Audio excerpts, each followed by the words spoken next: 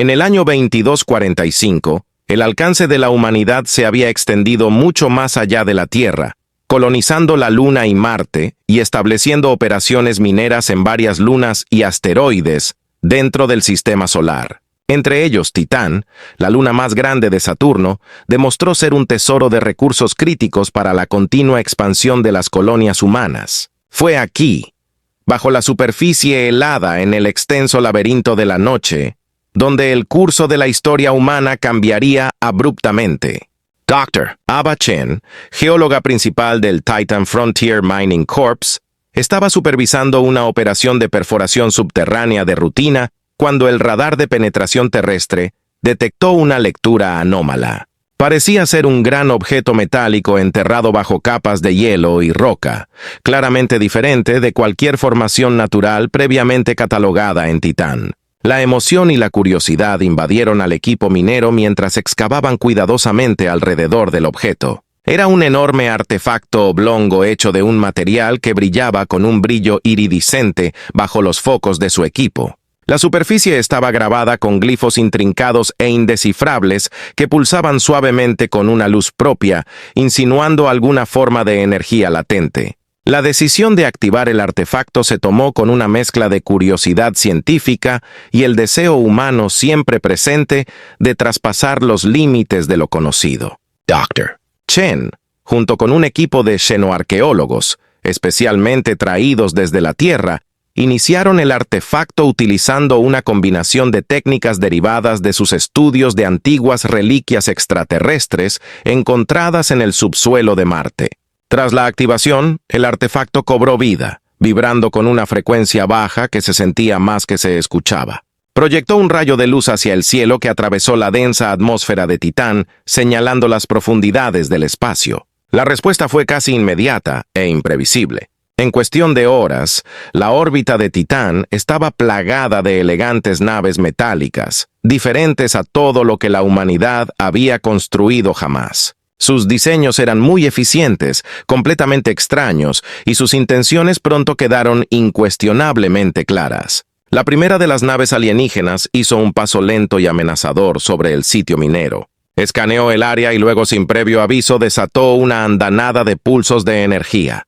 Las defensas del puesto minero, diseñadas principalmente contra lluvias de meteoritos y ataques piratas, eran lamentablemente inadecuadas. Los edificios se derrumbaron, los equipos explotaron y se produjo el caos. Mientras los supervivientes buscaban refugio, el ejército de la Tierra, que monitoreaba la situación desde un centro de mando distante, fue puesto en alerta máxima. Se convocó apresuradamente a líderes militares y científicos para que interpretaran esta amenaza sin precedentes. El entusiasmo inicial por el primer contacto con una especie alienígena inteligente rápidamente se convirtió en una lucha desesperada por comprender y responder a las acciones hostiles. El artefacto de Titán había actuado como un faro, y la humanidad pronto descubriría que no solo había llamado al cosmos, sino que había despertado a un enemigo formidable.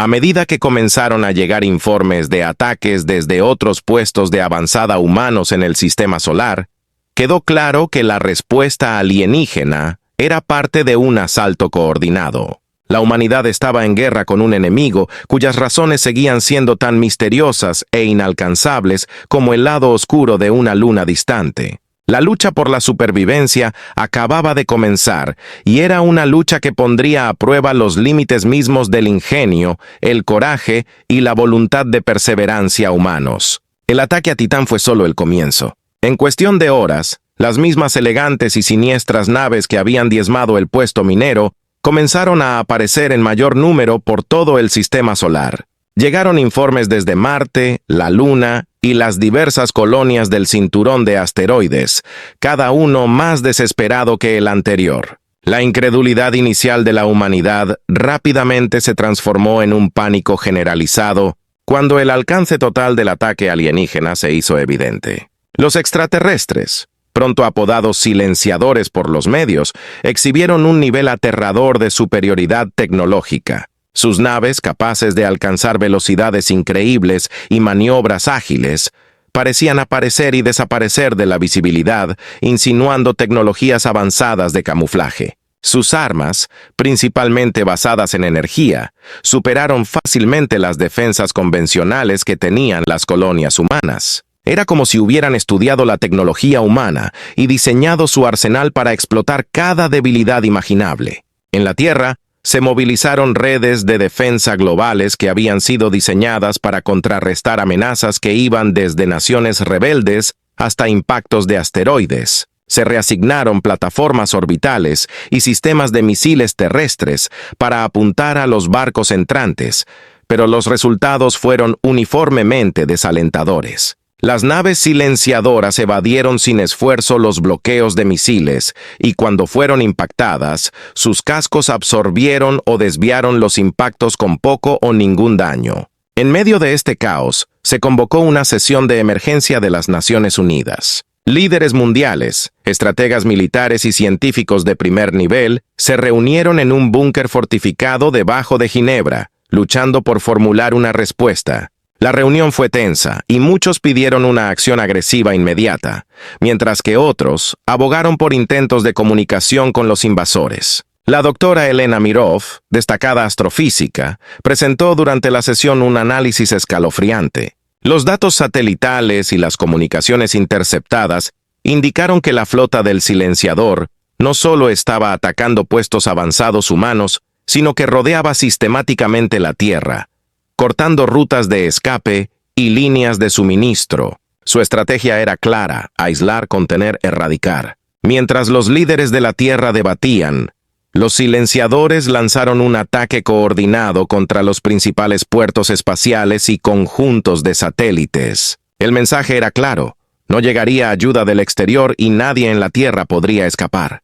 Los ataques fueron precisos. Dejaron infraestructura clave en ruinas y provocaron víctimas catastróficas. Los silenciadores no solo estaban conquistando, sino que estaban dando un ejemplo de la arrogancia de la humanidad al alcanzar las estrellas. Desesperado, el almirante Lucas Ward, un comandante naval condecorado, formuló un plan de alto riesgo. Este plan, denominado Operación Última Batalla, implicaba reunir las naves espaciales militares operativas restantes de alrededor de la Tierra y la Luna para un asalto directo a lo que se creía que era la nave de mando de los silenciadores, actualmente ubicada en órbita geoestacionaria sobre el Océano Atlántico. Mientras tanto, mientras la humanidad preparaba su contraataque, los silenciadores iniciaron su descenso hacia la Tierra. Sus naves, brillando siniestramente contra el cielo nocturno, comenzaron a desplegar fuerzas terrestres como ninguna forma de vida terrestre.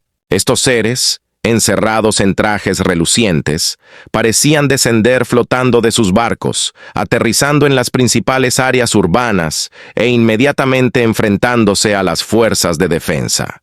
Los primeros encuentros terrestres fueron brutales. El armamento humano apenas dejó huella en los trajes de combate alienígenas, que estaban equipados con una serie de armamentos avanzados. Desde rayos de energía hasta agentes químicos desconocidos, hicieron retroceder las ya vacilantes defensas de la Tierra. Mientras la flota del almirante Ward se lanzaba hacia el cielo frío e iluminado por las estrellas para lo que podría ser la última batalla de la Tierra, el mundo observaba con una mezcla de miedo y desafío. La esperanza era escasa, pero estaba impulsada por el inquebrantable espíritu humano. Un espíritu que no estaba preparado para ser silenciado ante esta amenaza cósmica. A medida que se comprendió la sombría realidad de la situación de la Tierra, comenzaron a formarse focos dispersos de resistencia en todo el mundo. Con importantes instalaciones militares atacadas y destruidas, tanto los líderes civiles como militares se dieron cuenta de que la guerra convencional era inútil contra los silenciadores. Fue durante estas horas más oscuras que un improbable grupo de héroes comenzó a unirse, formando la columna vertebral de lo que pronto se conocería como la Resistencia de Defensa de la Tierra. La doctora Elena Mirov, quien previamente había presentado su análisis de los silenciadores en la sesión de emergencia de la ONU, emergió como una figura clave en la resistencia.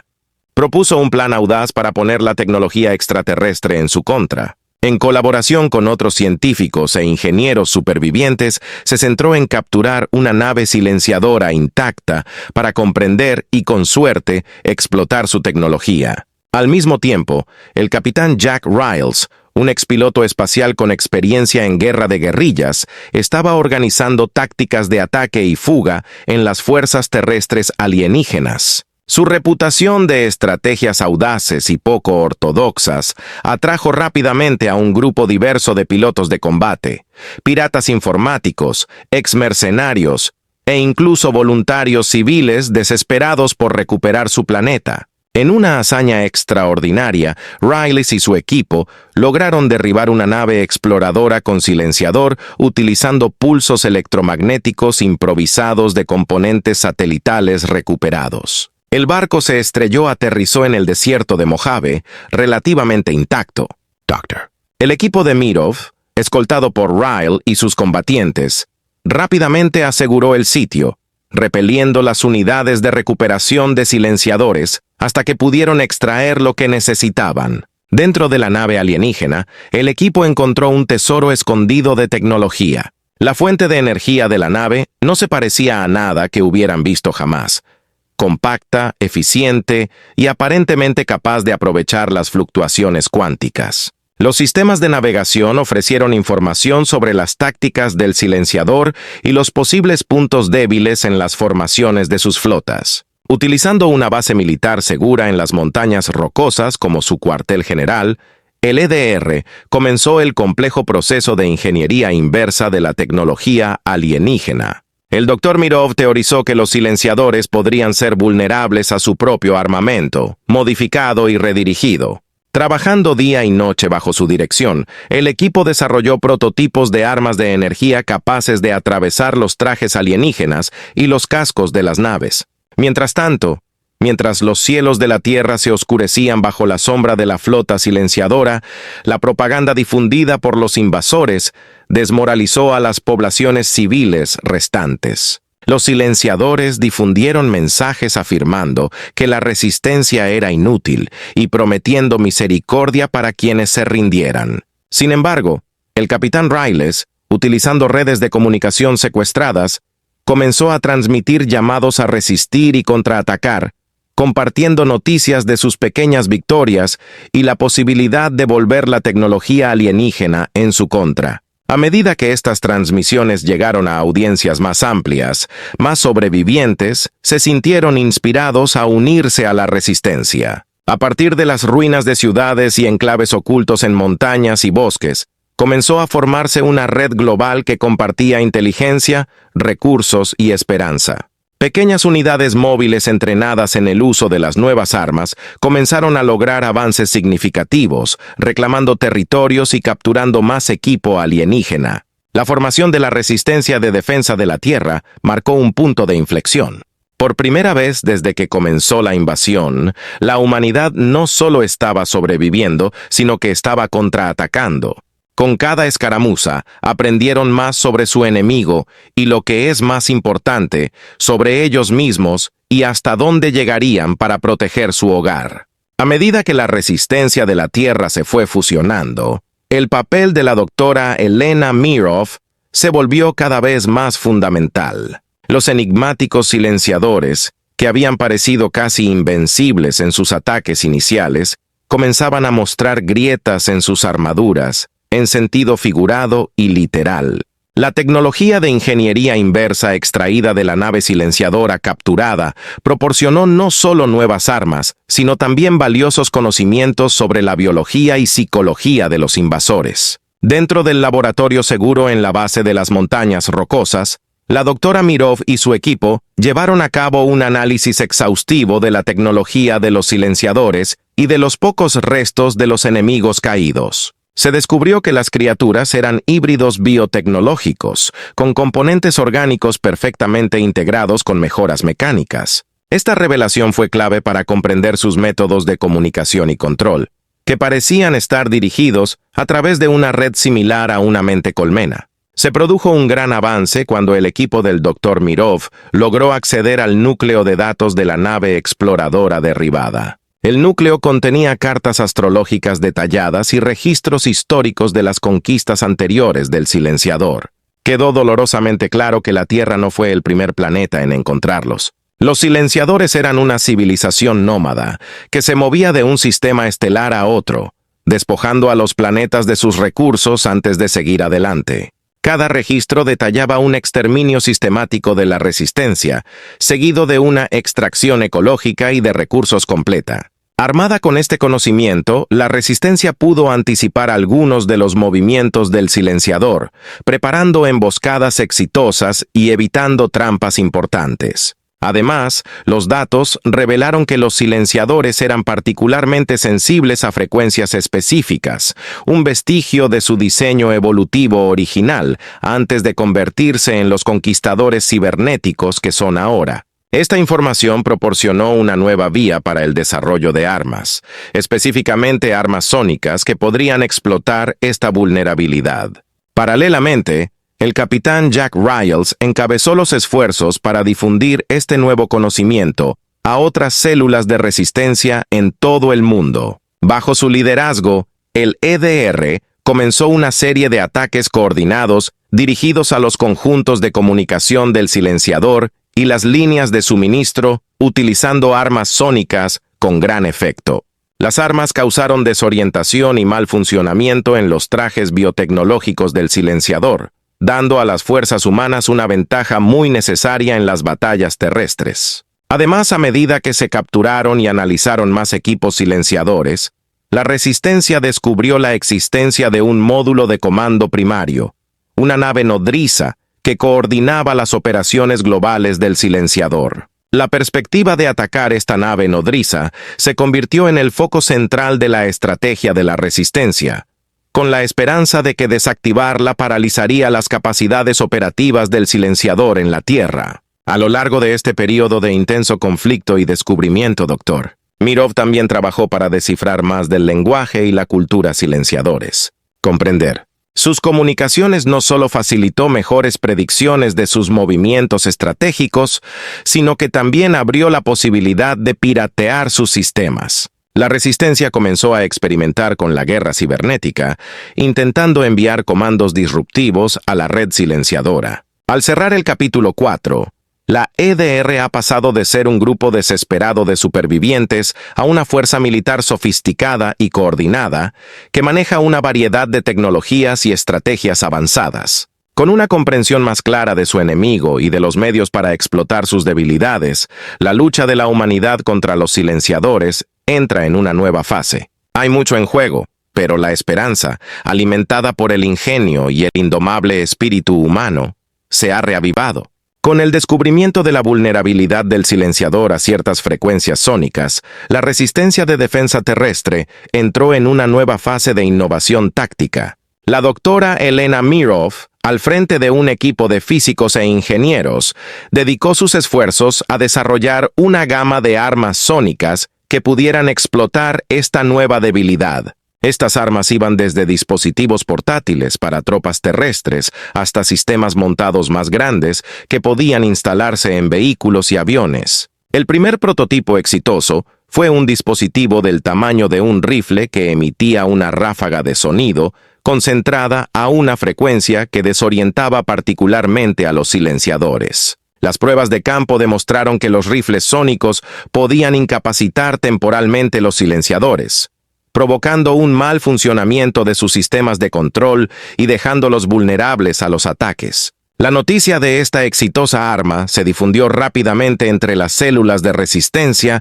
y comenzó la producción en masa en fábricas ocultas en todo el mundo. El capitán Jack Riles, reconociendo el potencial de estas nuevas armas, organizó una serie de ataques de atropello y fuga contra patrullas con silenciadores. Estas escaramuzas no solo lograron interrumpir las operaciones del enemigo, sino que también sirvieron como campos de pruebas reales para refinar las armas sónicas. Se utilizó la retroalimentación del campo para ajustar los rangos de frecuencia y las intensidades, haciendo que los dispositivos sean aún más efectivos. El desarrollo de armamento sónico también facilitó la recuperación de más territorios bajo control de silenciadores. En una incursión particularmente audaz, Riles lideró un equipo que liberó una importante ciudad costera. Usando una combinación de tácticas de guerrilla y armas sónicas, abrumaron a las fuerzas silenciadoras, marcando la primera ciudad importante recuperada por humanos. Esta victoria proporcionó un importante impulso moral a la resistencia en todo el mundo y demostró la viabilidad de recuperar la tierra ciudad por ciudad.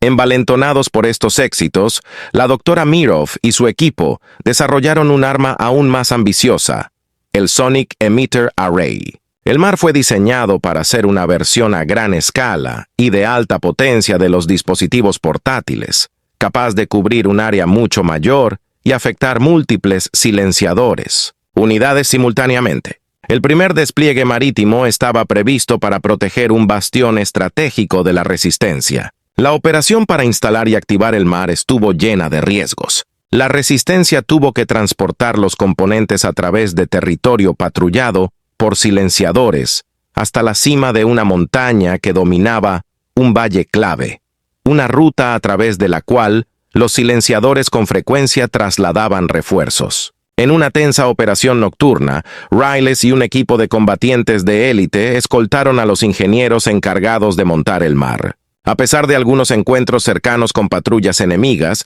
instalaron con éxito el conjunto justo cuando amanecía. La primera prueba en el MAR fue un éxito rotundo. Cuando un convoy de silenciadores entró en el valle, la matriz se activó y emitió una poderosa onda sónica que recorrió el área. Los efectos fueron inmediatos y devastadores.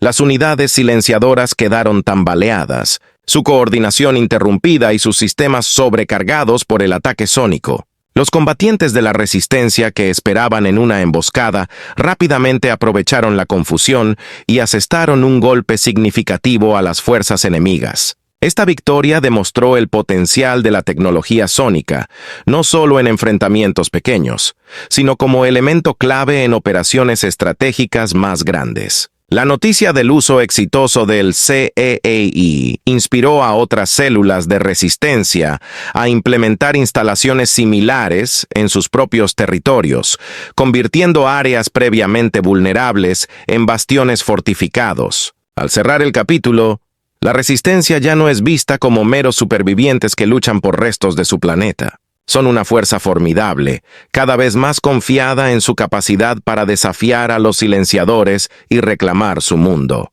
Con cada despliegue exitoso de sus nuevas armas sónicas, se acercan cada vez más a una ofensiva global coordinada, destinada a cambiar decisivamente el rumbo de la guerra. A medida que la resistencia de la Tierra ganó impulso y refinó sus tácticas, se planificó la ofensiva global conocida como Operación Trueno Eco. La operación tenía como objetivo utilizar la red de conjuntos de emisores sónicos, CA, en ubicaciones estratégicas en todo el mundo, para interrumpir las operaciones de silenciadores simultáneamente, creando una ventana para un ataque masivo coordinado. El objetivo final era allanar el camino para un asalto directo a la nave nodriza, con silenciador que se cree estaba orquestando la invasión desde la órbita. El capitán Jack Riles fue nombrado comandante de operaciones, supervisando la intrincada coordinación requerida entre las distintas células de la resistencia.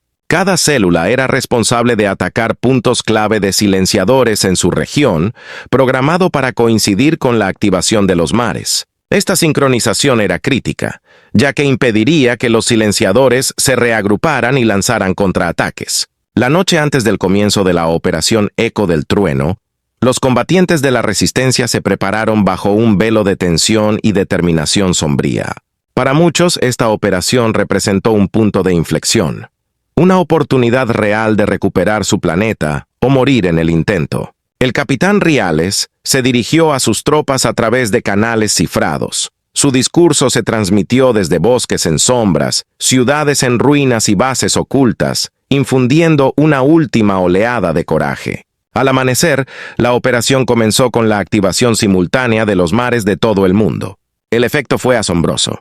Los silenciadores, tomados por sorpresa por la escala y la coordinación de los ataques sónicos, encontraron sus sistemas de comunicación y control gravemente perturbados. Los espeluznantes gemidos de los mares resonaron en ciudades y valles, indicando a los combatientes de la resistencia que debían avanzar. En América del Norte, Europa, Asia y otras regiones, las batallas se libraron con renovada intensidad. Las fuerzas humanas, potenciadas por sus armas sónicas y alimentadas por meses de preparación, lucharon con todo lo que tenían. Los silenciadores, que luchaban por mantener el control, se vieron obligados a adoptar posiciones defensivas. Comenzaron a llegar informes de victorias de todo el mundo, cada uno de los cuales aumentó la moral y la determinación de los combatientes. Mientras tanto, en el espacio, un equipo especializado liderado por el propio capitán Riales se preparaba para la parte más atrevida de la operación,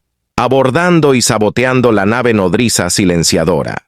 Utilizando una lanzadera modificada con capacidades sigilosas, basadas en la tecnología recuperada de naves silenciadoras derribadas, Riles y su equipo se acercaron a la enorme nave sin ser detectados. El abordaje fue peligroso.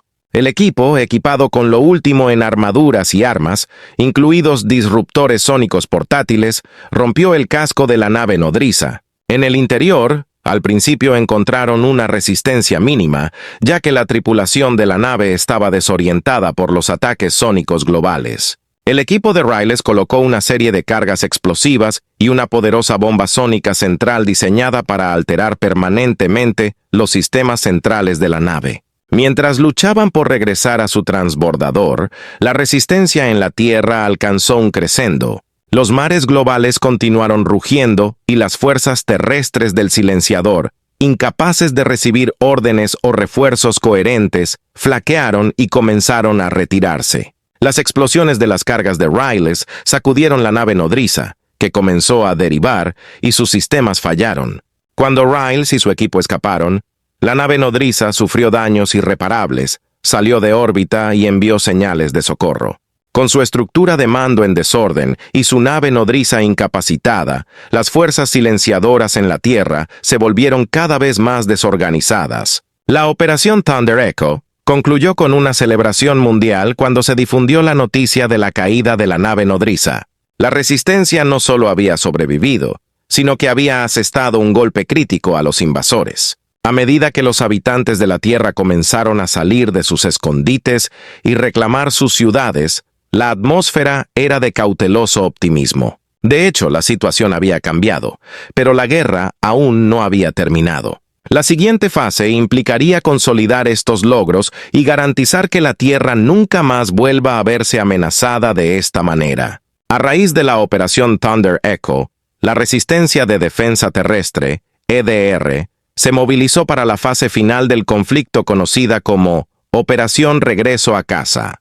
Con la nave nodriza silenciadora neutralizada y sus fuerzas en desorden, la atención se centró en limpiar las fortalezas alienígenas restantes y asegurar el futuro de la Tierra contra cualquier amenaza futura. La estrategia global implicó barridos sistemáticos de territorios previamente ocupados, utilizando fuerzas terrestres equipadas con armamento sónico y apoyo aéreo para garantizar que ninguna unidad silenciadora pudiera reagruparse. El capitán Jack Riles, aclamado como un héroe por su atrevido asalto a la nave nodriza, lideró la carga en estas misiones, y su liderazgo inspiró confianza y resolución entre las tropas. Mientras se liberaban ciudades y pueblos, Dr. Elena Mirov y su equipo de científicos trabajaron para adaptar la tecnología de silenciadores para uso humano, asegurando que la Tierra estuviera mejor preparada para cualquier amenaza extraterrestre futura. Esta tecnología también facilitó los rápidos esfuerzos de reconstrucción,